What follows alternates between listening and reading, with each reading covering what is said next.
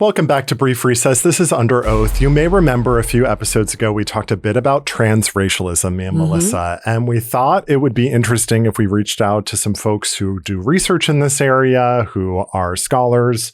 And so we're going to do a deep dive with our guest, Dr. Rebecca Tuvel. She's an associate professor and chair of philosophy at Rhodes College. Her research addresses topics like transracialism and cultural appropriation. Please welcome Rebecca Tuvel. Welcome. Thank you so much for joining us. Thanks so much for being here. We really appreciate it. Where are you located? Where are you? Just so we're aware, are you? I'm in Memphis, Tennessee. All right. We thought it would be interesting to just sort of talk to. We reached out to a few different experts, so this won't be the only conversation we have on this topic. Yeah, hopefully not. Yeah. But it came up because it was coming across Melissa's algorithm feed. It was, yeah. It came across my feed and I sort of started digging a little bit into it. And I remember when Rachel Dolezal first came on the scene. And I remember not realizing that transracialism was like a thing, right? I just thought there was this woman who's cosplaying as a Black woman. And I just remember being really sort of, as a Black woman myself, being super offended by the notion of this, right? My race, my ethnicity is not a costume. I don't love the idea of somebody appropriating that. And also she was the president of her local NAACP chapter. And I was like, well, that feels something to me. And also one of the things after she had really come out and we were learning more and more about her, there was a recording of her having a conversation either in a classroom or in front of a group of people. And she was talking about her hair transition. And as a Black woman who did have a hair transition, that was, I think you need to sort of be a Black person to understand this. That was challenging and difficult for me for a multitude of reasons. To hear this woman talk about how difficult it was for her, only to realize that it wasn't, right? It was something that she said to make herself seem authentic, right? I found that really upsetting. But that aside, there have been a few other people more recently that have come across my feed. And I remember sort of sitting with myself and thinking to myself, why is this bothering me? Yeah. Because when I hear that somebody is transgendered, I accept that as face value. So we should believe that people are who they say that they are. It is not up for me to dictate who you are, etc. And I could not understand why, for me, those two things feel very different. But, we often talk about, Michael and I talk about things that are facts versus feelings, right? Yeah. This was definitely not based in any fact. This is just a feeling that I have, a feeling of being uncomfortable. So I sort of fell into a rabbit hole about this. And so now, and I brought it up to Michael, who had never heard of it before. Yeah. On air. I was like, no, this is the first I'm hearing about this. I mean, Rachel Dolezal was really like the only ever entree into this. So could you sort of tell us what is transracialism? Where is this coming from? Can you kind of define it for us? Glad to. And I think, Dolezal for sure as a figure is complicated. And I think it's important to think about transracial theory or transracialism more broadly. And, we can talk about Dolezal in particular, and she's certainly become kind of like the poster woman for transracialism. But as you noted, Mélissa, there are many other people kind of started coming out of the woodworks. And the question is, for me, is transracial identity a real identity that people hold? And then what can we say sort of metaphysically about it? So metaphysically meaning is it actually possible to change your race? Those are interesting philosophical questions. So I define transracial identity as follows. Someone has a transracial identity if they sincerely identify as a member of a race or ethno-race with which they have no known recent ancestry. That's how I define it. And I emphasize ethno-race in addition to race because a lot of the accounts kind of highlight the importance of kind of ethnicity to racial identification. So if we think about races as picking out like large populations of people linked by geographic origins, common ancestry, and characteristic physical traits, ethno-races are like the cultural subsets within those races. So things that are, where we think about like not just appearance, but culture. So language, religion, customs, traditions, such that we can say that, African Americans and Afro-Caribbeans are both racially Black, but maybe ethno-racially distinct. And in looking at the accounts of transracial folks, a lot of them will kind of identify as ethno-racial first and foremost. There's this one study of 14 self-identified transracial people that kind of really highlights like the ethnic element to identity. Fascinating. Okay, so I did a lot of like internet digging when this came up. Mélissa and I sort of talked about it. And, when we were getting prepared to talk to you, I think for me, the rubber really hits the road. Well, first of all, I don't like when I'm like a gay man, and it makes me really uncomfortable when people start comparing community struggles to other community struggles.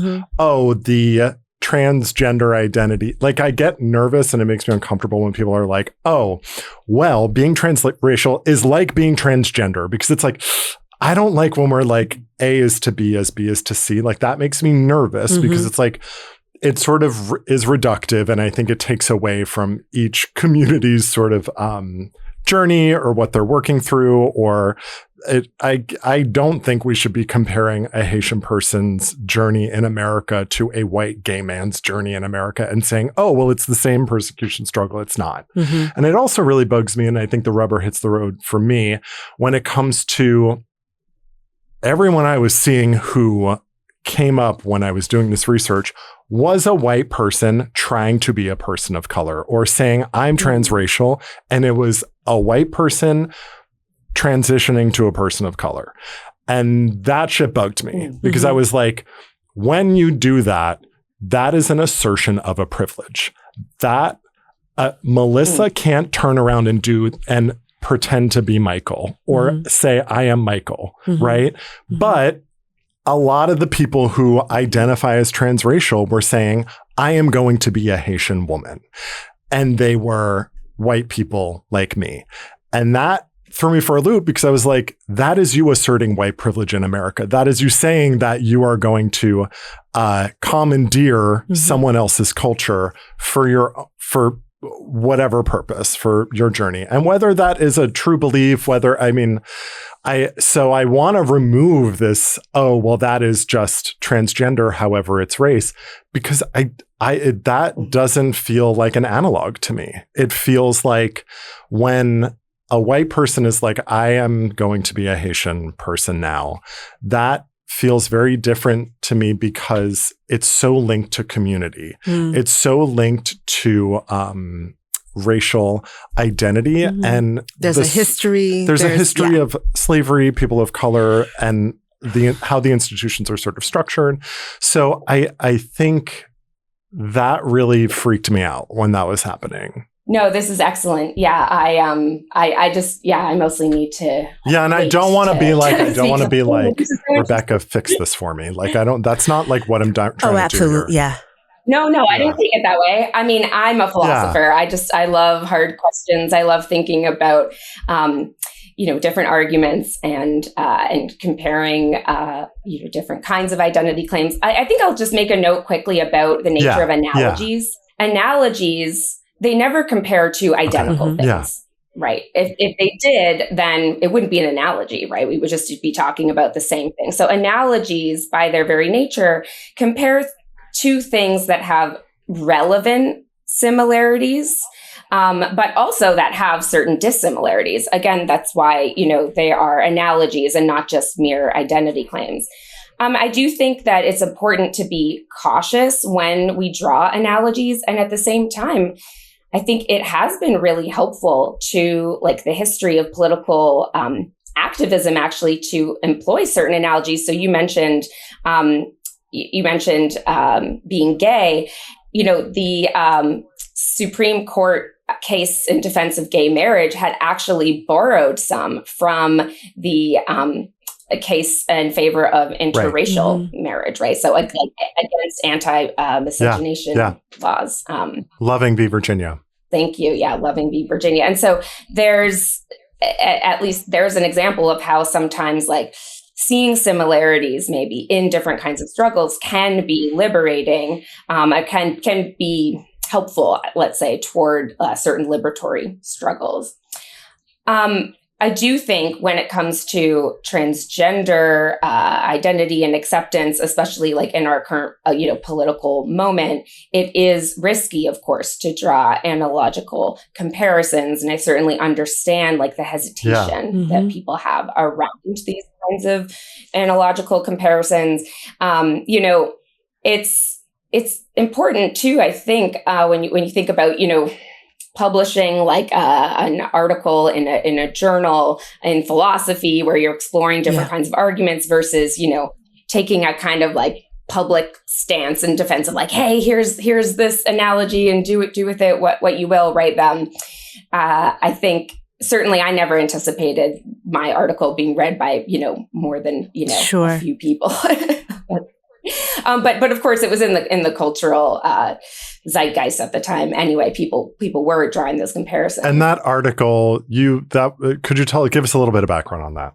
So sorry. Yeah. I published the article in defense of transracialism in 2017 in the feminist philosophy journal Hypatia.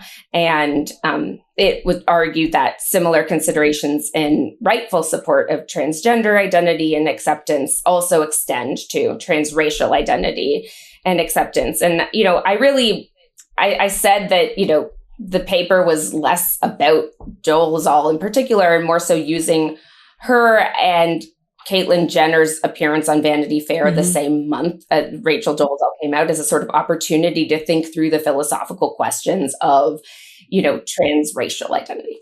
In your work, have you had an opportunity to speak to people who were transracial, and what has been I think that for as many people that there will be somebody who looks at it one way or another, right?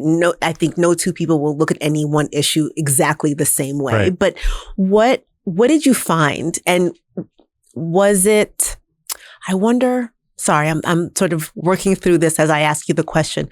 Is there a difference, do you think, in the way that, say, a white person who is a transracial person to become a Black person, are they very different than, say, a Black person being transracial Asian? Do you know what I mean? Like what do you think that difference is, and where do you think that comes from? I don't know that you can really answer that question, but it's just something that I've been thinking about. I think it's a great question, and I'm glad you asked it because it reminds me that I wanted to say something in response to one of the somewhat known transracial identified people is named Ronnie Gladden. And Ronnie is actually a Black man who identifies as what they call transgracial, both transgender and transracial. So like Ronnie identifies as like a white woman.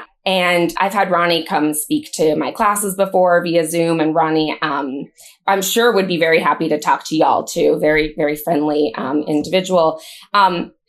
It's interesting that Ronnie's story has kind of flown under the radar, I think, because I think it sort of challenges the idea that many people have about transracial identified people, which is that it's just like white people looking to identify as minority races for some sort of like nefarious purpose or taking some advantage or something. So that is one thing I just wanted to name.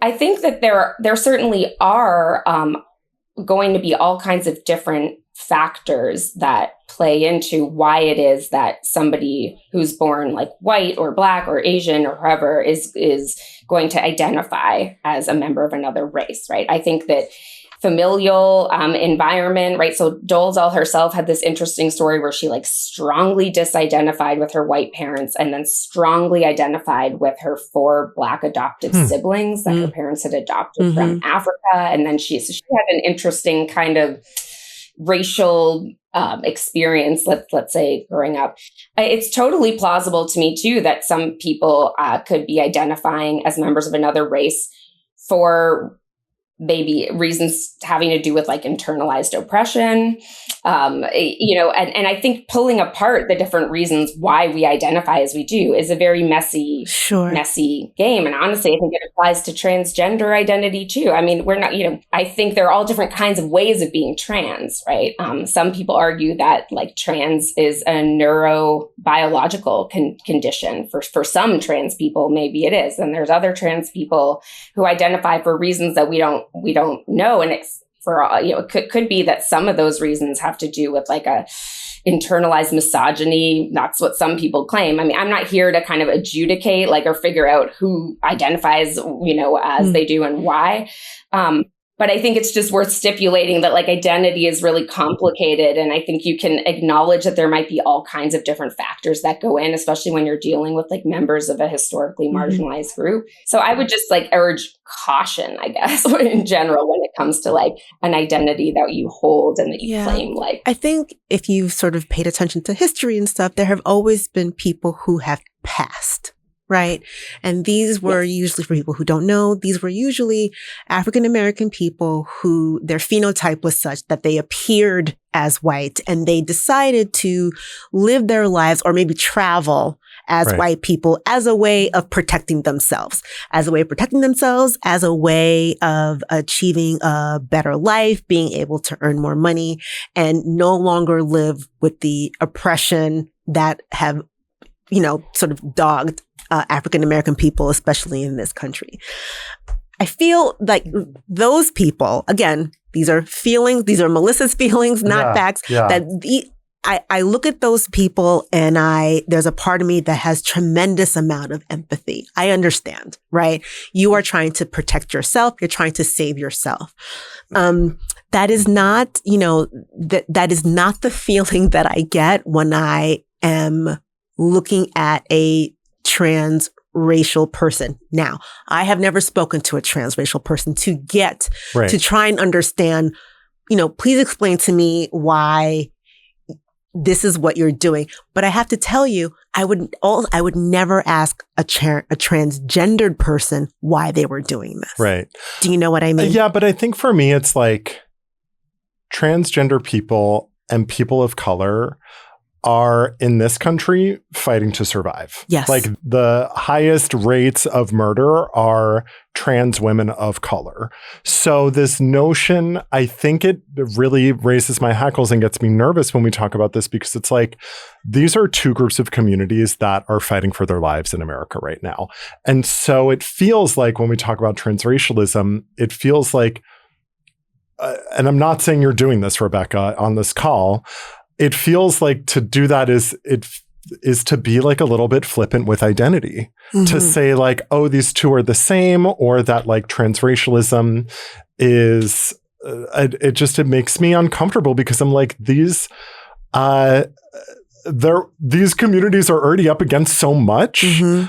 And this feels like, while some transracialism may be valid, it feels like there is this channel running through it of an opportunity for a malfeasor to come in and be like, oh, I'm a white person who wants to kind of play around with racial identity.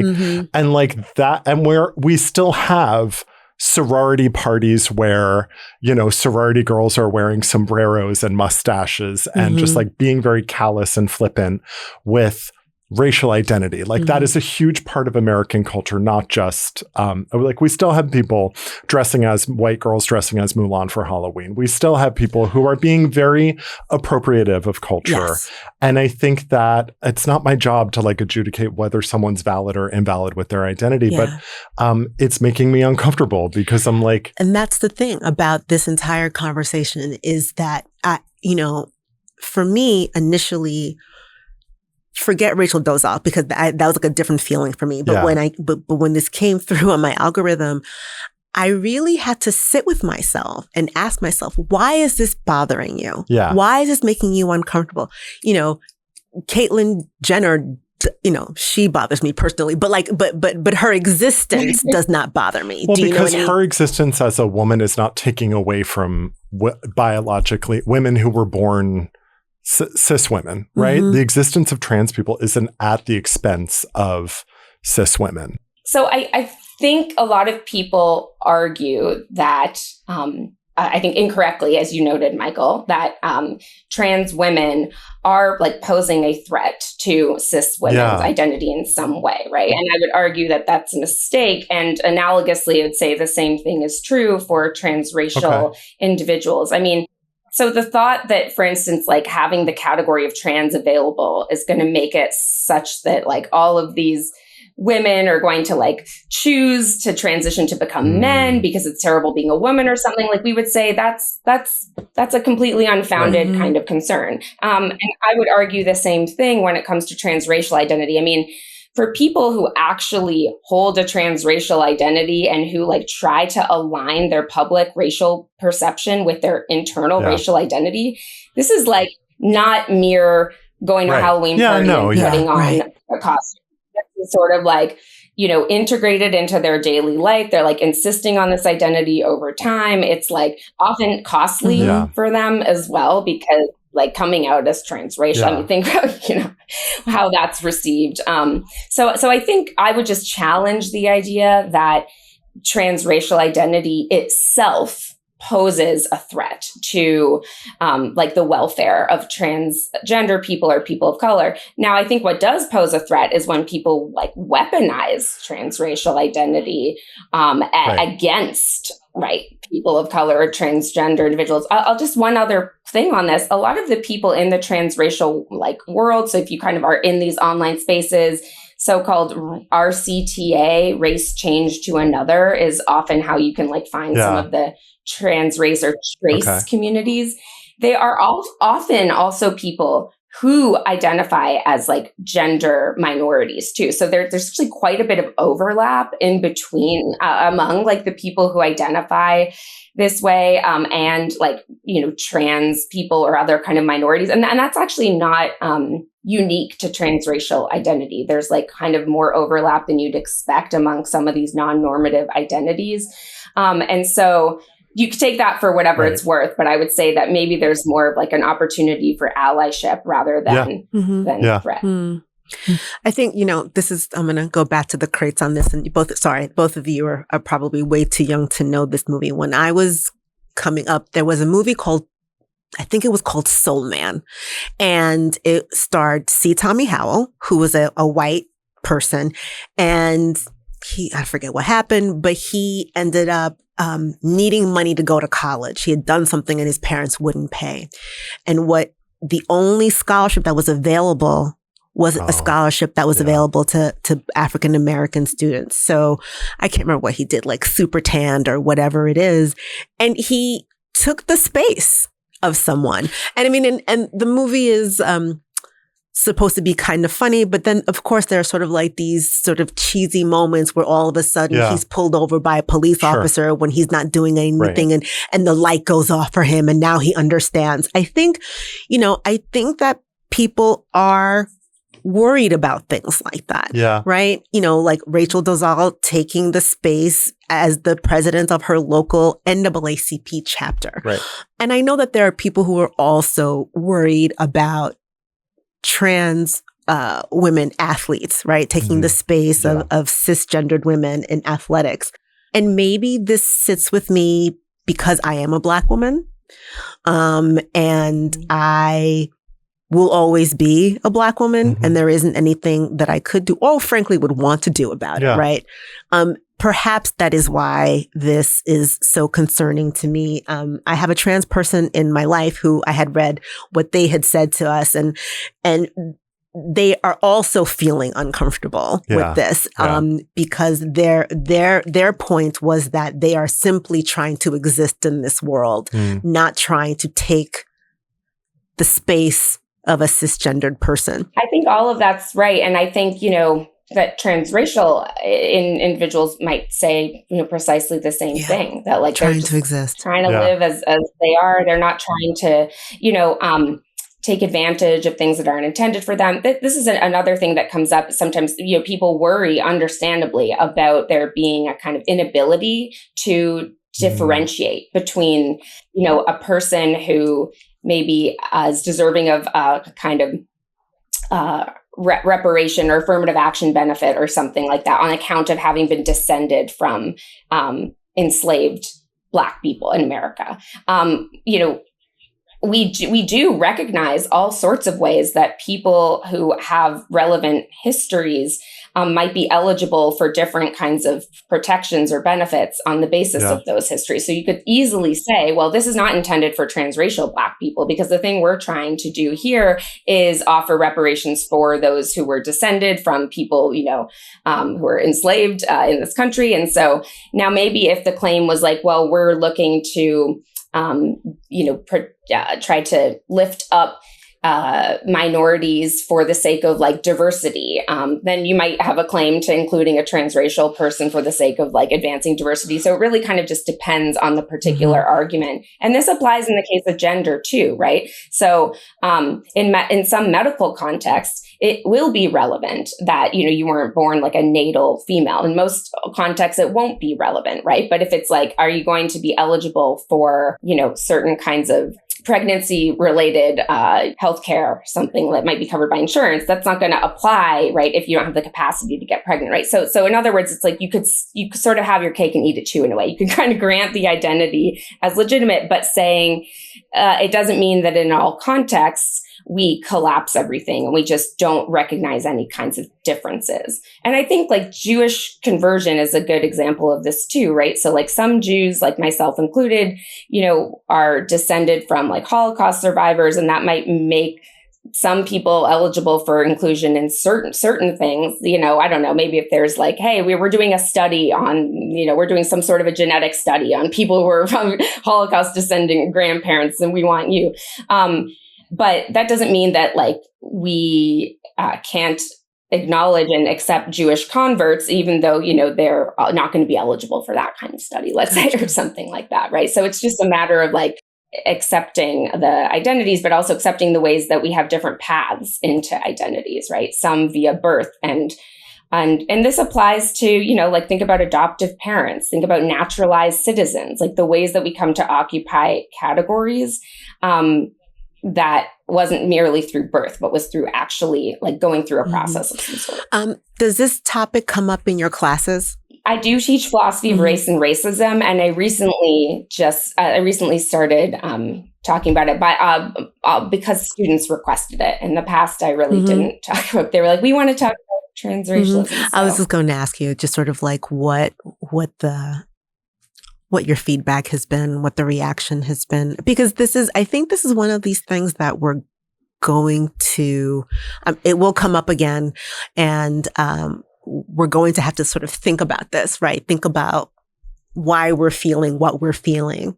I would say, of course, any semester there might be, when I've spoken to like students about it. I mean, I think I have students who take my classes sort of self-select for philosophy, being philosophically minded. And so they're often, I think, comfortable with uncomfortable questions and sort of, thought experiments involving different kinds of identities and whatnot. But certainly I have had African-American students who have a kind of like unease around it, or who had like very strong feelings about the whole Dolezal controversy when that came out. But I will say that in all my conversations in general, undergraduate students seem to be more open-minded to transracialism, I would say, than a lot of other folks I speak to. Now, that's purely anecdotal, but I guess I feel like there might be a generational difference too. Also, because online, we see so many people occupying identities that are different from their physical identities, right? So like, I think the virtual era also maybe makes people more open to different kinds of identity. Yeah. Well, thank you so much for joining us today. This has been really interesting. And I think this is a conversation that we're going to keep on having. Thank you so much for your time. It was nice meeting you. Thank you, Rebecca. Thank you.